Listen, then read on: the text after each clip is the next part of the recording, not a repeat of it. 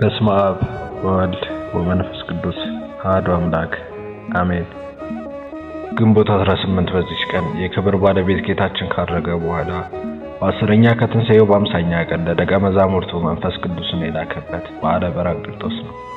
የአባ አብርሃም ጓደኛ የከበረ አባ ገራእኒ አረፈ።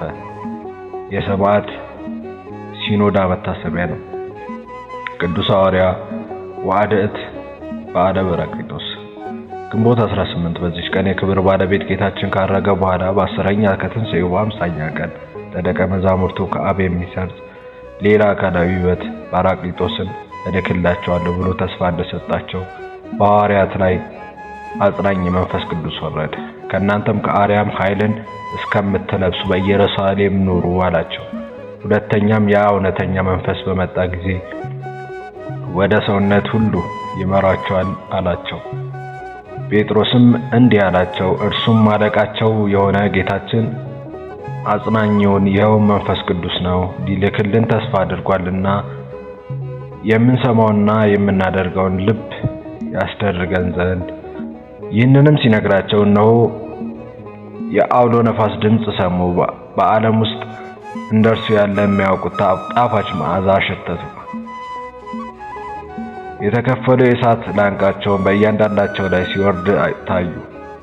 በአዲስም ቋንቋ ተናገሩ። ለጌትነቱ እጅ መንሻ ሊሆን 40 ቀን ጾሙ። ሁለተኛ በሐዋርያት ሥራ መጽሐፍ በዓለ ሃምሳ የተባለውም ቀን በደረሰ ጊዜ ሁሉም በአንድ ልብ ሆነው አብረው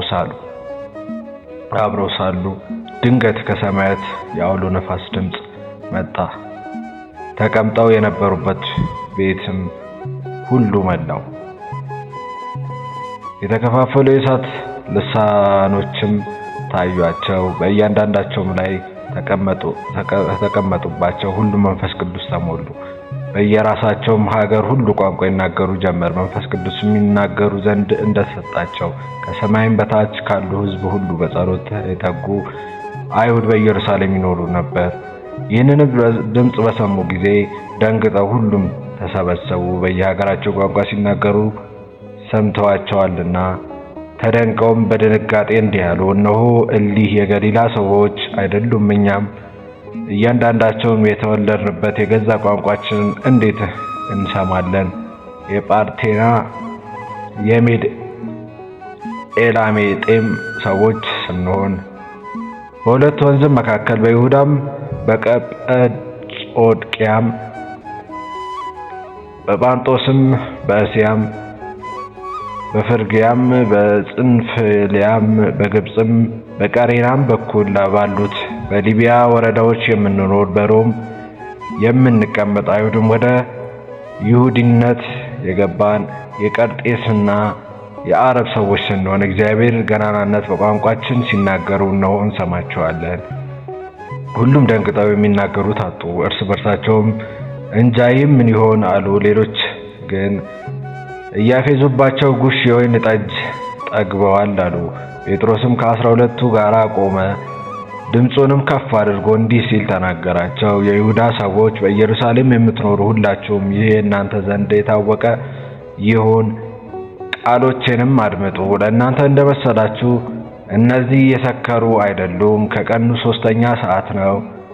ነገር ግን ይህ በነቢዩ በኢዩኤል የተባለው ነው። እግዚአብሔር አለ፣ በመጨረሻ ቀን እንዲህ ይሆናል፣ ሥጋ በለበሰ ሁሉ ላይ ከመንፈሴ አሳድራለሁ።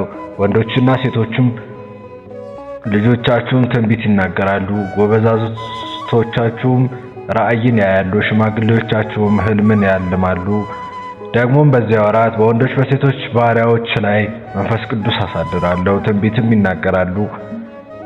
ድንቆችን በላይ በሰማያት ምልክቶችን በታች በምድር እሰጣለሁ። ደግሞም እሳት የጢስ ጭጋግም ይሆናል። ታላቅ የሆነ ጌታ ቀንም ይመጣል። ፀሐይም ወደ ጨለማ ጨረቃንም ወደ ደም ይለወጣል። የጌታን ስምም የሚጠራ ሁሉ ይድናል። ዳዊትም እንዲህ አለ፣ ቅዱስ መንፈስን ከኔ ላይ አትውሰድብኝ፣ ደስ የሚያሰኝ ድህነትንም ስጠኝ። በጽኑ መንፈስም አጽናኝ፣ ለዝንጎችንም ሕግህን እንዳስተምራቸው። ሁለተኛ መንፈስን ትልካለህ ይፈጠራሉ አለ። ደግሞም ቅዱስ መንፈስም በጽድቅ ምድር ይምራኝ አለ። ደግሞም በእግዚአብሔር ቃል ሰማዮች ጸኑ፣ ሰራዊቶቻቸውም ሁሉ በአፋቸው እስትንፋስ በኢየሩሳሌም እንዲህ አለ። በእኔ ሕልውና ያለ ያዋሃደኝ የሕይወት መንፈስ ቅዱስም ለድሆች የምስራች እሰብክ ዘንድ ለተማርኩት ነጻነትን እግዚአብሔር ዓመት ለተመረጠ እለው ዘንድ ላከኝ። ጌታችንም እንዲህ አለ። ከአንተ ጋር ሳለሁ ይህንን ነገርኳቸው። ነገር ግን አብ በስም የሚልከው አጽናኝ መንፈስ ቅዱስ እርሱ ሁሉን ያስተምራችኋል፣ እኔ ነገርኳችሁን ሁሉ ያሳስባችኋል።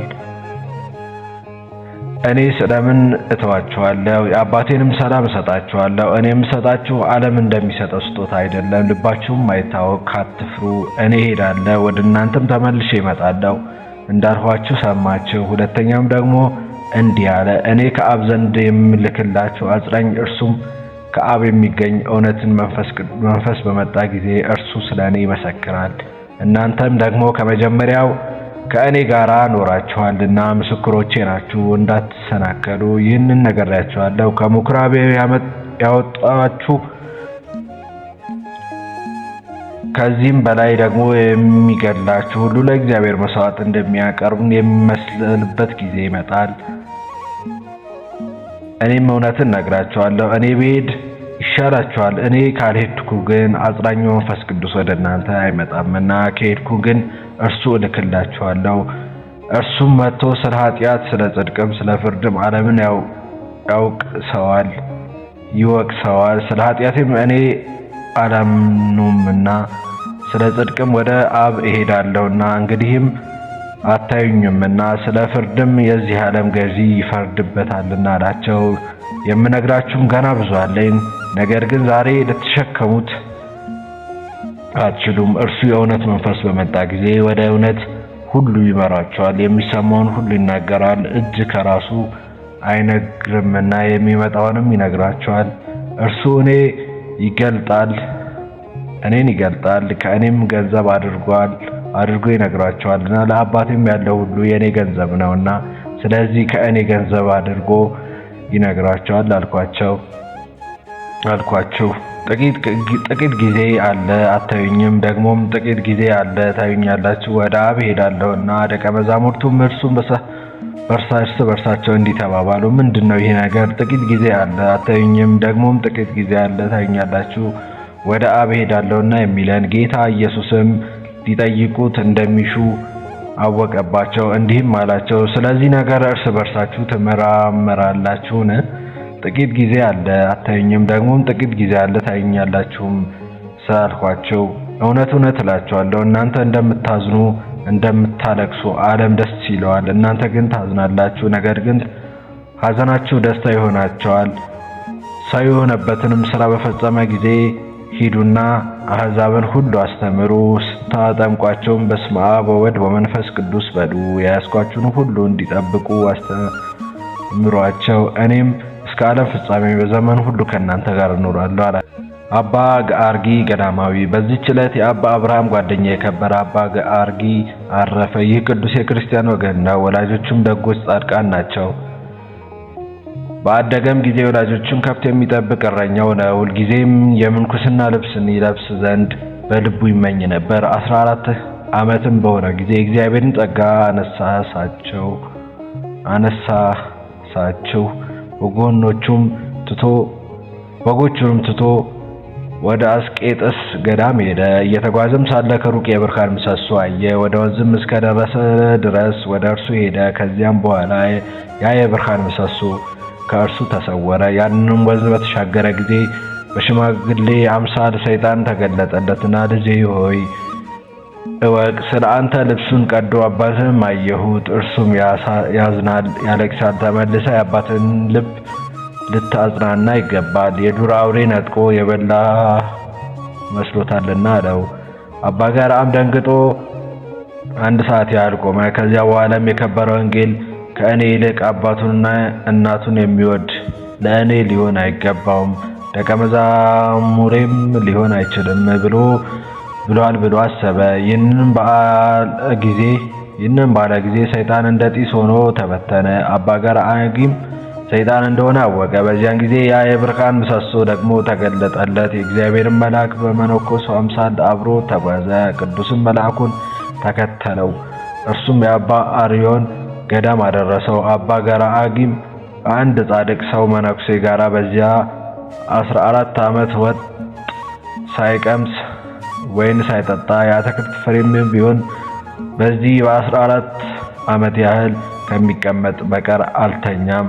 ተጋድሎንም በጨረሰ ጊዜ እግዚአብሔር መልአክ ተገለጠለት፣ እንዲህ ያለው ሥጋም እንዳይደክም በመካከለኛ ገድል ተጋደል ብሎሃል ጌታ። ከዚህም በኋላ ሊሰራው በሚገባ ሥርዓት ተሰራለት። ሁልጊዜም እስከሚመሽ እንዲጾም ትንሽንም እንጀራ እንዲበላ ከ4 ሰዓት እስከ መፈንቅለ ሌሊት ስለ ሥጋው እረፍት እንዲተኛ በቀረው ሌሊት ሲነጋ ተኝቶ እንዲጸልይ።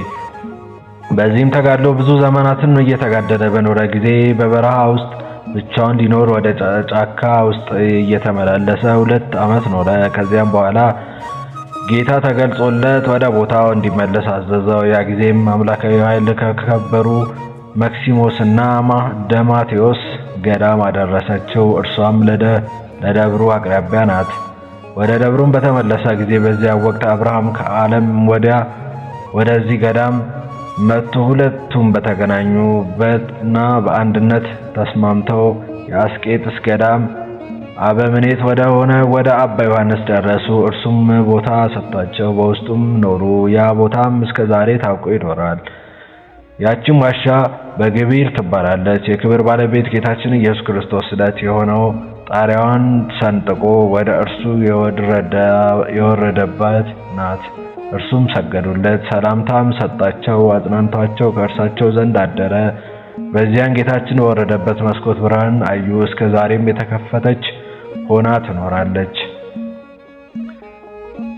እኚህ ቅዱሳትን በመነኮሳት የሚኖሩ ብዙ ድርሳናትና ብዙ ተግሳጽን ደረሱ። ለአባቶች የሚታዘዘውን የሚገዛውን አመሰገኑ። ከዚህ በኋላም አባ አብርሃም ጥር 2 ቀን አረፈ። እርሱም በኋላ የከበረ አባ ገራኒ በዚች በግንቦት በ18ኛ ቀን አረፈ። መላ ዕድሜውም 72 ዓመት ሆነ። በዓለም 14 ዓመት በምንኩስና 58 ዓመት ነው። ሰማዕት ሲኖዳ። በዚህች ዕለት የሰማዕት ሲኖዳ መታሰቢያ ነው። በረከቱ ሰማዕቱ አቡነ ሲኖዳ በሀገራቸው ግብጽ ብህንሳ ነው። መጽሐፉ ሰማዕትነት ጻድቃንም ይላቸዋል። ሲኖዳ እየተባሉም የሚጠሩ ሲሆን የአቡነ ገብረ መንፈስ ቅዱስ የአክስት ልጅ ናቸው። ሙሉ ዕድሜያቸው በገዳም ነው የኖሩት። በማርቆስ መንበር ላይ የተሾመው በፓትርያርክ እያገለገሉ እያሉ በዘመናቸው ከሃዲው ንጉሥ መክስሚያኖስ ነግሶ ስለነበር ክርስቶስን በማመናቸው እጅግ ብዙ አሰቃይቷቸዋል። ከሃዲው ንጉሥ መክስሚያኖስ ወደ እርሱ እንዲመጡ ካደረገ በኋላ በእርሱ ጣዖት እንዲያምኑ ጠየቃቸው። አባ ሲኖዳም በክርስቶስ እንደሚያምኑ ሲነግሩት በምድርም ላይ ደማቸው እንደ ውሃ እስኪፈስ ድረስ ጽኑ ግርፋትን አስገረፋቸው። ዓይናቸውንም ሊወጣ ደረሰ። በእስር ቤትም ከጣላቸው በኋላ የታዘዘ መልአክ መጥቶ ከቁስላቸው ፈውሶ አበረታታቸውና ገና እንደሚጋደሉ ነገራቸው። ንጉሡም ሞቶ እንደሆነ እዩት ብሎ ወታደሮችን ቢልክም ፍጹም ጤነኛ መሆናቸውን ነገሩት። ልብሳቸውንም አስወልቆ አይቶ ካረጋገጠ በኋላ ታላቅ ስራይ ነው በማለት ዘቅዝቀው እንዲሰቅሏቸው ከስር እሳት እንዲያነዱባቸውም አዘዘ። ይህንንም አባታችን ላይ ያደረጉባቸው። አሁንም ምንም አይነት ስቃይ እንዳልገደላቸው ባየ ጊዜ ብዙ ካሰቃያቸው በኋላ መጋቢት 14 ቀን አንገታቸው በሰይፍ አስቆርጧል። ለጌታችን ኢየሱስ ክርስቶስ ከቸር አባቱ አዳኝ ሕይወቱ ከሆነ ቅዱስ መንፈስ ጋር ጌትነትና ክብር ምስጋና ይሁን። እኛንም በቅዱሳኑ ጸሎት ይማረን፣ በረከታቸውም ከኛ ጋር ትኑር ለዘላለሙ አሜን።